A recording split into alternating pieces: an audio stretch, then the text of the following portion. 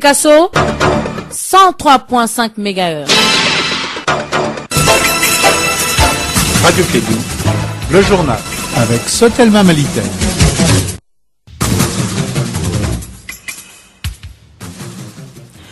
Il est 16h dans le studio Djilibaba Sissoko. Mesdames et messieurs, bonjour à toutes et à tous. Merci de nous rejoindre dans l'actualité de ce mardi 18 novembre 2014. Au sommaire de l'actualité, le président de la République, Ibrahim Boubacar Keïta, s'est rendu hier lundi à Kourimali, à la frontière guinéenne. L'objectif était de sensibiliser davantage à ses compatriotes sur les mesures d'hygiène et de prévention contre le virus Ebola. Nous parlerons également dans cette édition de la commune de Faléa dans le cercle de Kéniéba où il y a une absence totale de couverture sanitaire appropriée, surtout pour faire face à Ebola. Ensuite, 72 milliards de francs CFA, c'est un gros effectif des 4 conventions signées entre le Mali et la France dans cette édition des éclairages. Voilà pour les titres. Dans un instant, le développement complet.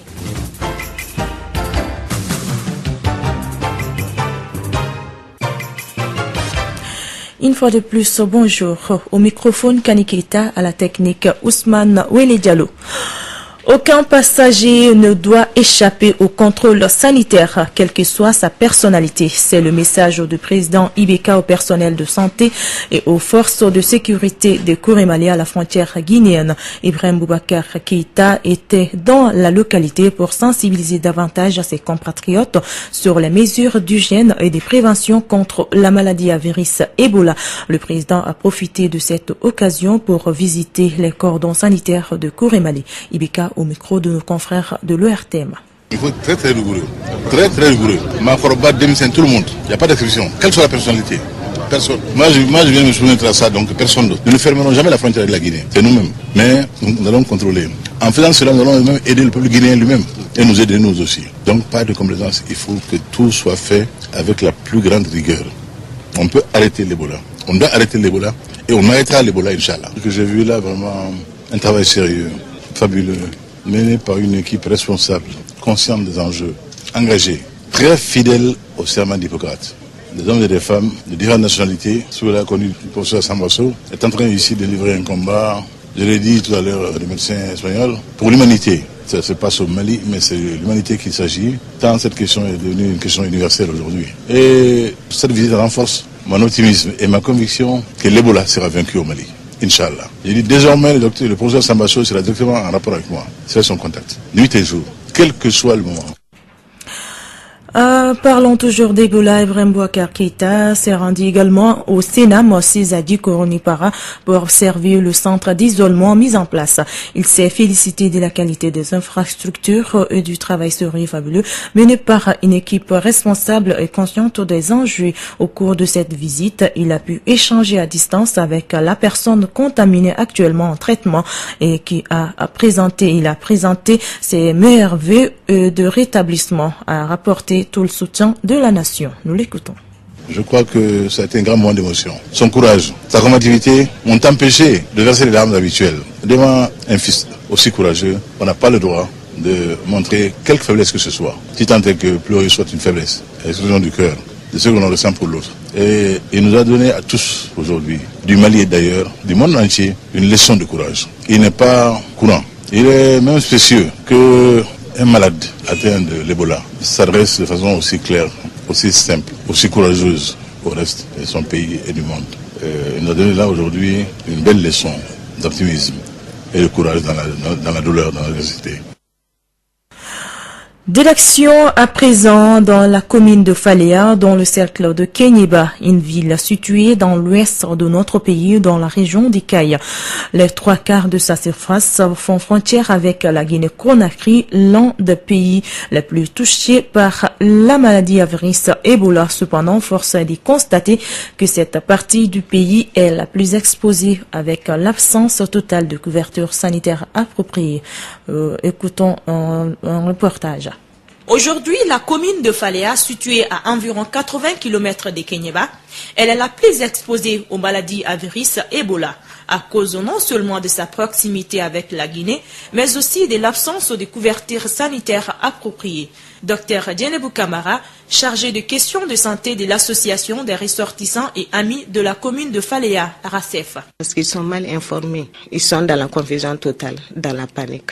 Ils ne connaissent pas la maladie, comment s'en prévenir, comment adopter des gestes, même pour appeler le numéro vert, ils ne savent pas. Faléa compte 21 villages. À cause de son accès difficile, il peut avoir des cas suspects d'Ebola qui peut mourir et enterrer sans que personne ne sache. Faléa est à 80 km du CCRF de Kénéba.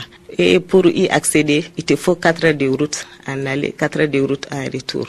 Un cas suspect peut être dans la commune, mourir, enterré, sans même que la population se soucie d'appeler le numéro vert ou accéder même au CESCOM de Faléa ou appeler les CCRF parce que déjà ils se sentent abandonnés. Ils ne vont même pas essayer d'informer les autorités.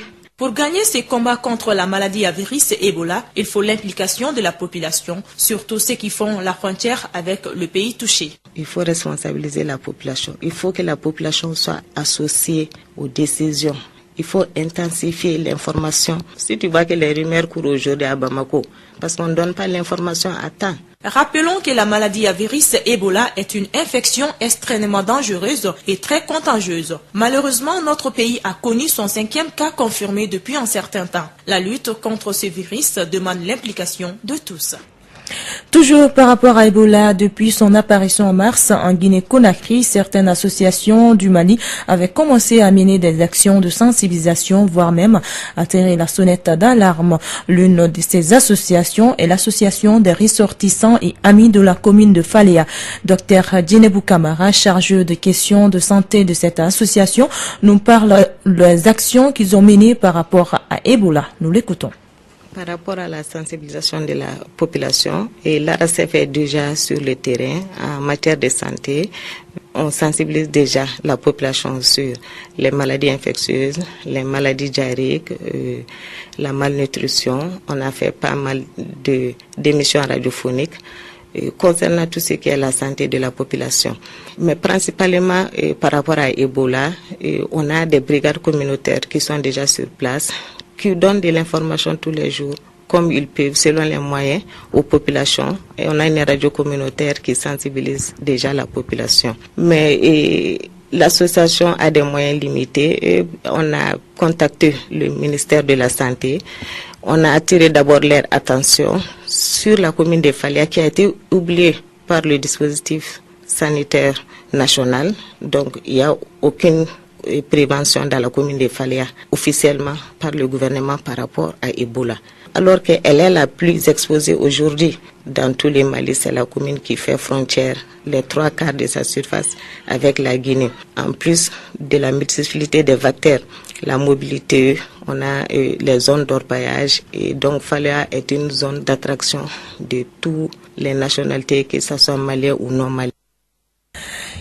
Toujours parlant d'Ebola, une enquête sera ouverte pour situer les responsabilités par rapport à l'enregistrement d'un second cas de la maladie à virus Ebola au niveau de la polyclinique Pasteur. L'information a été donnée par le ministre Mahamadou Kamara sur Radio Clédou le samedi passé. Là-dessus, écoutons le ministre de l'économie numérique, de la communication et de l'information. L'ensemble des personnes mises en quarantaine ont été suivies et sont testées régulièrement. C'est ce qu'on appelle les personnes en contact, les personnes qui ont été en contact avec ceux qui ont été malades, qui sont en tout au nombre de 256, dont certaines dans la clinique Pasteur qui est encore à ce jour en quarantaine pour une durée de 21 jours. Car comme vous le savez, la période maximale d'incubation de la maladie, c'est 21 jours. C'est donc au-delà de 21 jours qu'on peut dire vous n'avez pas développé la maladie et qu'à ce moment-là, on peut vous libérer, que vous puissiez vaquer à vos occupations. Mais pour le moment, la clinique Pasteur est en quarantaine et les gens, ils sont confinés, surveillés, ils sont nourris par le gouvernement et régulièrement, nous avons de leurs nouvelles. On a parlé ces dernières heures aussi d'ouverture d'une enquête. Est-ce que ça ne sera pas comme les autres enquêtes qu'on a l'habitude d'entendre quand il y a des événements au Mali, une enquête a été ouverte? Est-ce que ça sera une vraie enquête cette fois-ci? Oui, moi je pense que, vous savez, ce qui s'est passé est grave. Je ne veux pas en rajouter, je ne veux pas accabler les gens, mais ce qui s'est passé est grave. Par conséquent, il est normal qu'on puisse tirer les leçons de cela que les responsabilités soient fixées et que l'on puisse éviter que cela se reproduise. Donc au niveau sanitaire, les choses ont été mises en place, je l'ai expliqué. Maintenant, il y a l'aspect judiciaire qui va entrer en œuvre. Mais pour le moment, la priorité du gouvernement, c'est vraiment de contenir la maladie, de faire en sorte qu'elle ne se propage pas davantage pour créer d'autres cas.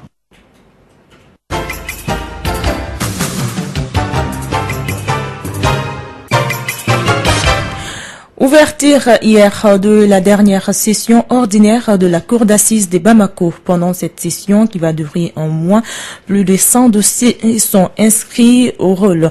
En tout, il y a 172 accusés, 60 dossiers sont relatifs à la délinquance économique et financière. C'est le premier président de la Cour d'appel de Bamako, Moussa Sarr Diallo, qui a présidé l'ouverture de cette session. Voici les extraits de certaines interventions de la cérémonie d'ouverture.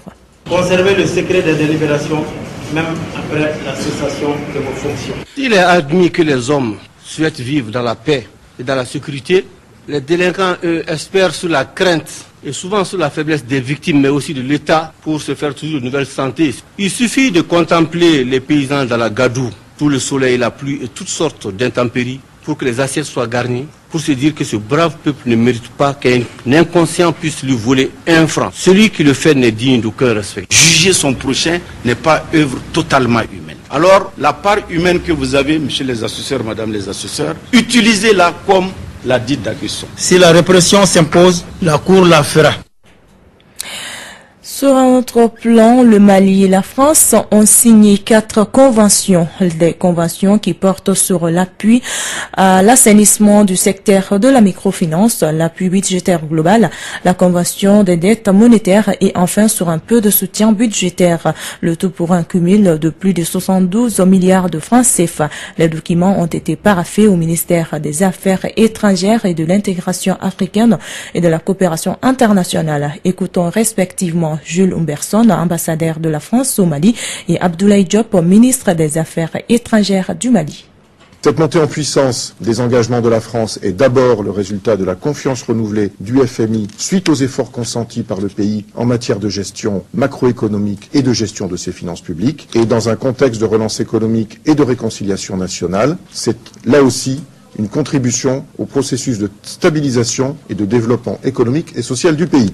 Au-delà de la signature de ces 4 conventions, je voudrais saisir l'occasion une fois de plus pour remercier le gouvernement et le peuple français pour leur appui multiforme à notre pays, à travers notamment l'opération Barkhane, l'appui que nous recevons dans le cadre de l'EUTM, mais aussi dans le cadre de l'aménagement, sans oublier sa contribution à la réussite de la 4e réunion de suivi de la conférence internationale des donateurs pour le développement du Mali tenue récemment à Paris en septembre dernier. Et pour la prochaine édition, nous espérons avoir le plaisir de recevoir ici en terre malienne le Premier ministre français en février.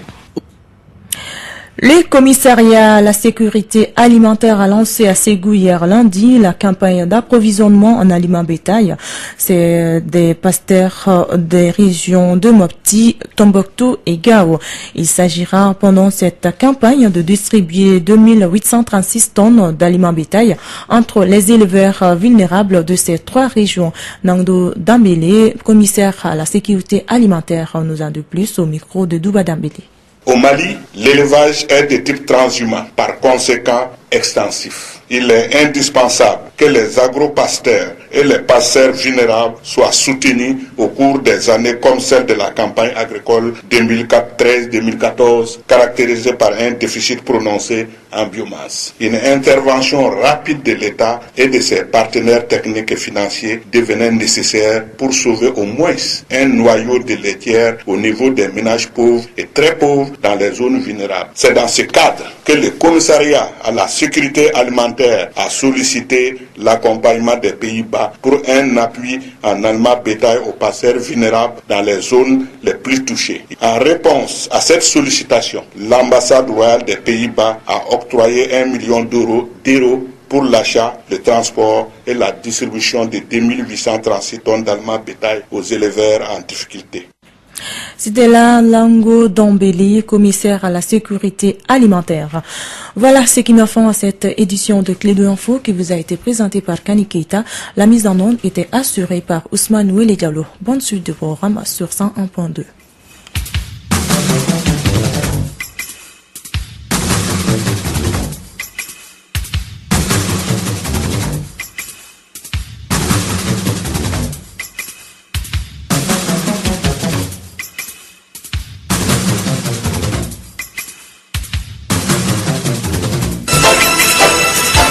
Radio Kédou, le journal avec Sotelma Malitel.